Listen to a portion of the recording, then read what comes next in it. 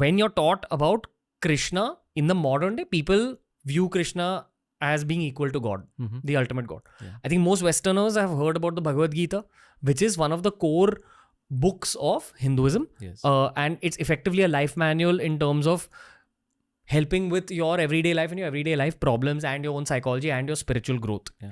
But the Bhagavad Gita was actually recited by Krishna to one of the key warriors in the war, Arjun, right before the war, because Arjun was in a moral dilemma about right versus more right or wrong versus more wrong.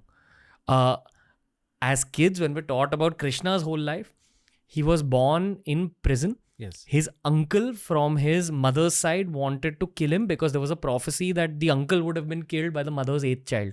Yes. So the child that's born is effectively, I don't like using these words, but made to escape out of that jail right after birth, placed in a village or a town that was a little far away, Vrindavan, Yes.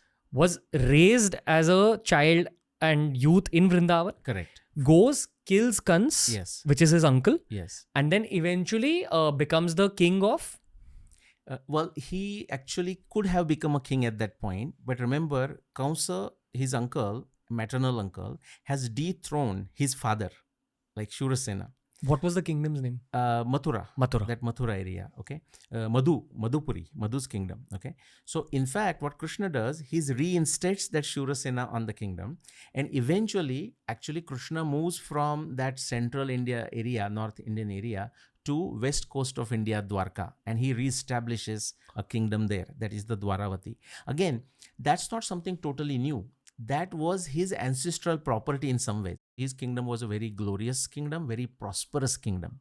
Got it. So this is the legend of Shri Krishna in terms of the storyline of his life. Correct. Now, I believe once there's stability within his own life, there's actually a major lack of stability in all of Asia. And the capital of Asia at that point was within the Indian subcontinent, a city called Hastinapur, which is where these two warring clans of cousins were born and raised. Right. Now, think of it as good versus bad. The good clan of cousins, which are the Pandavas, are related to Krishna. They're also Krishna's cousins, but from their mother's side. Correct. So from their father's side, they're warring with the other clan, but from the mother's side, they're cousins with Shri Krishna. Correct. Now I'll let you continue, sir, because at age 33, so the Pandavas have had their own stories. Krishna Bhagwan has killed his uncle, re-established his kingdom. He has his own story. Yeah. He Now- has children by then.